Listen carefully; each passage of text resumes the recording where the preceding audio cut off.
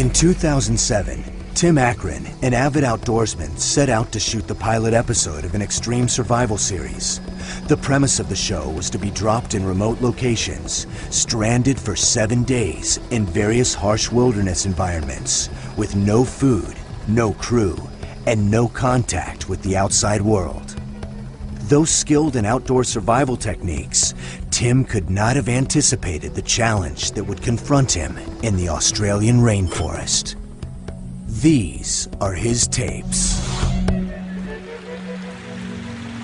Hey everyone, and welcome to Stranded. I'm here in the Australian outback. No, you're not, Tim.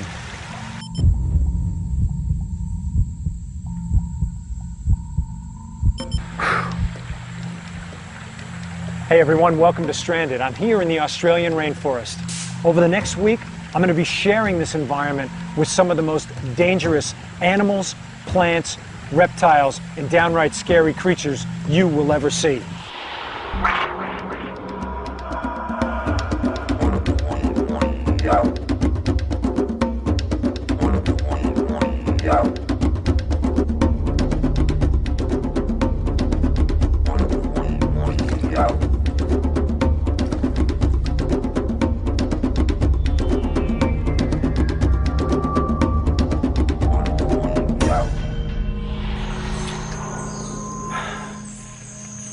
Oh, man.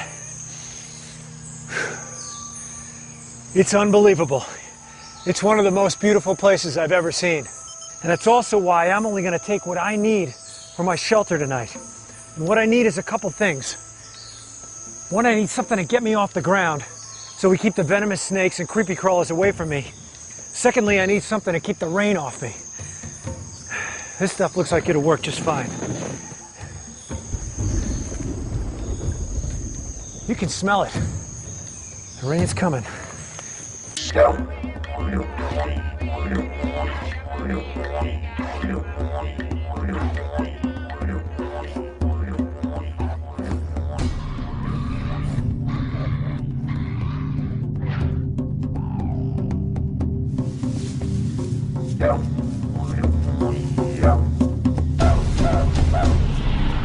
Oh, man.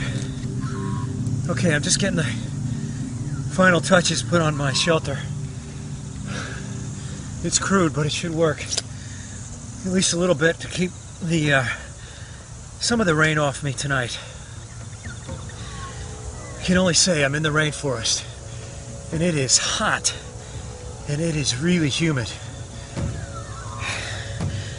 And I'm starting to feel that it's been a while since I've had some food in my belly, so I gotta just get the final part of this shelter done, and then I'm gonna go out and start looking for some food before the sun goes down.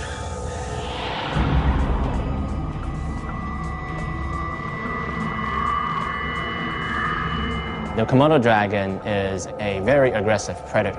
It can get up to 10-15 feet long.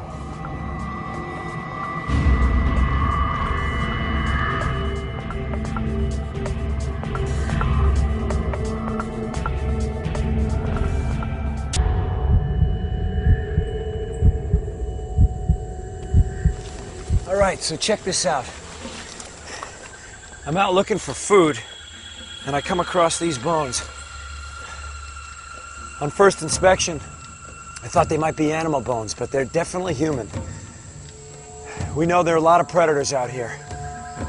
Saltwater croc, for one, is huge. And maybe a feral pig. Maybe a feral pig, how's that? All right, I'm gonna do that again. Do that one more time.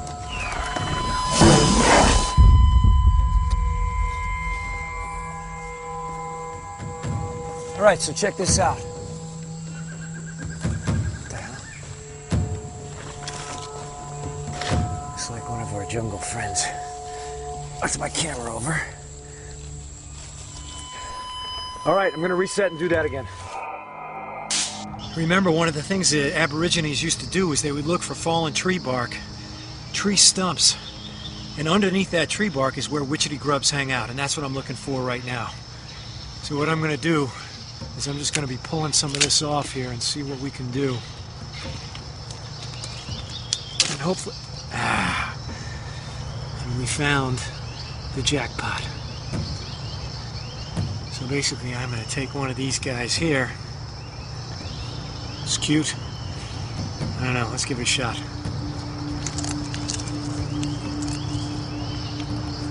You know, it's kind of juicy.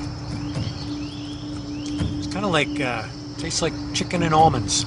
So, we got a nice little dinner here, and there's a good source of protein in these guys right here. They're not really that good. Alright, well, we got a little sunlight left. I want to show you an old Aboriginal hunting trick. Very simply, put some sap on the end of a stick. Stick it in a hole that you think belongs to a nocturnal animal. Rub it around. If hair comes back out, it's stuck in the sap. If hair comes back out, stuck in the sap, then we know there's an animal in there. Alright, so I'm just gonna stick it in there, see what I can find.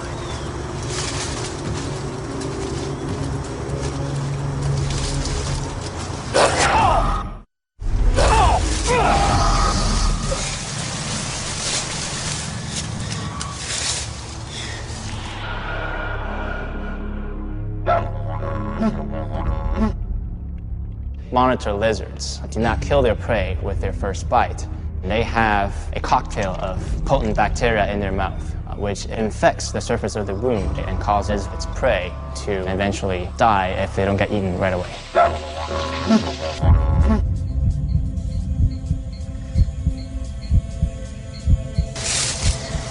Something definitely bit me.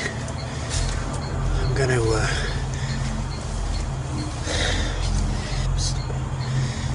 I'm gonna go take care of this. Welcome to the rainforest. Having tended to his wound, Tim attempted to keep himself dry and warm for the night ahead. The importance of a fire. It's tantamount. Not only will the smoke and the flame help keep away some of the snakes and the creepy crawlers, but it'll keep me warm. And right now I'm soaked to the bone.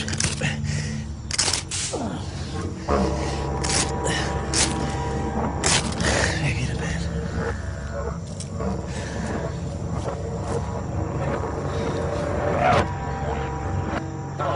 I thought I'd let you see what the middle of the night in the rainforest looks like. It's basically been raining hard for about 3 hours.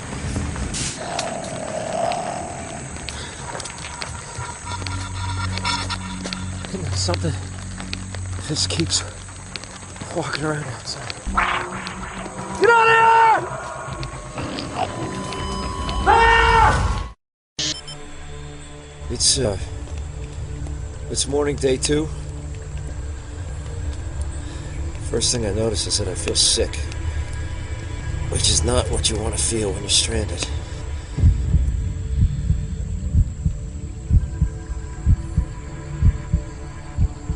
My arm is killing me.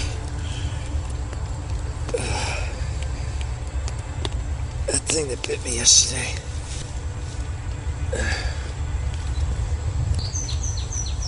Oh, man.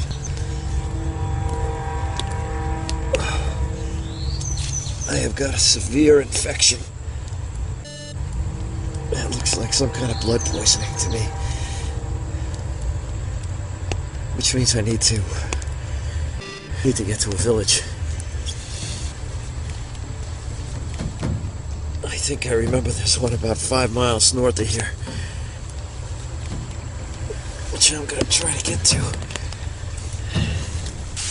I'm gonna grab my stuff on my camera and get the hell out of here.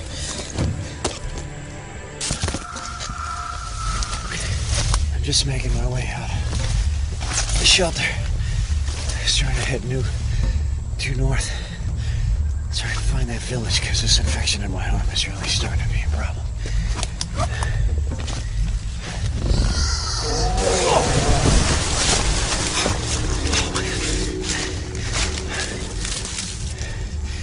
I don't know if you saw that, but that was huge.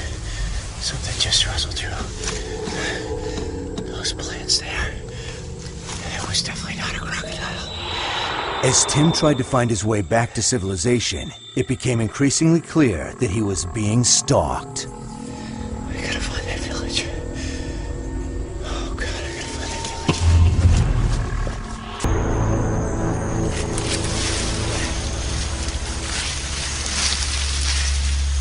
It's been almost 2 hours since I left this morning. I normally wouldn't be moving with an infection like this, because you want to try to stay stationary, but with this thing stalking me, and if this infection gets up to my heart.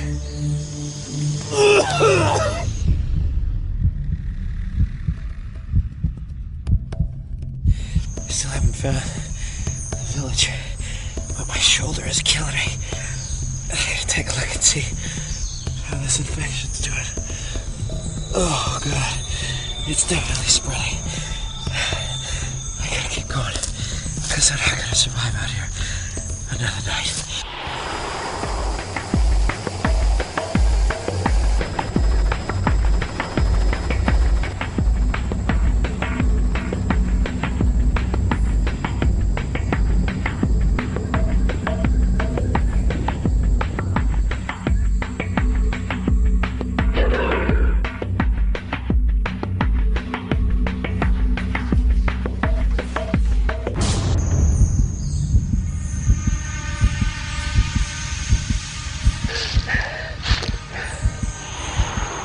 With the poison coursing through his body, Tim became increasingly weary and disoriented.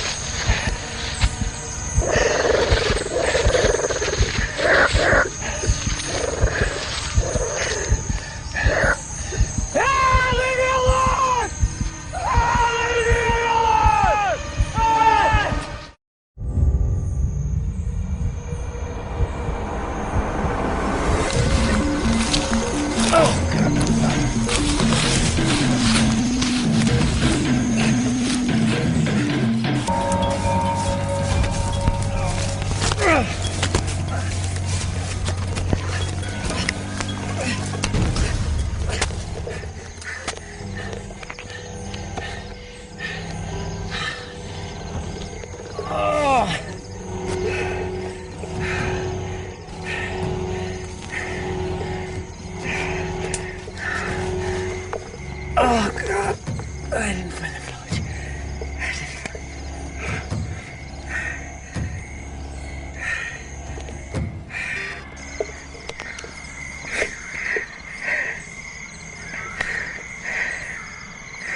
Hey, Catherine.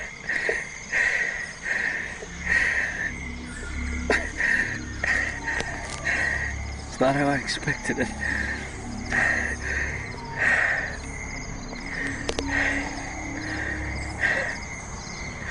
You tell Maria that I love her.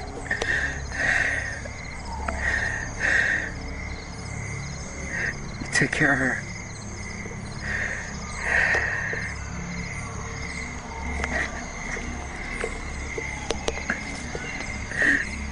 I love you both.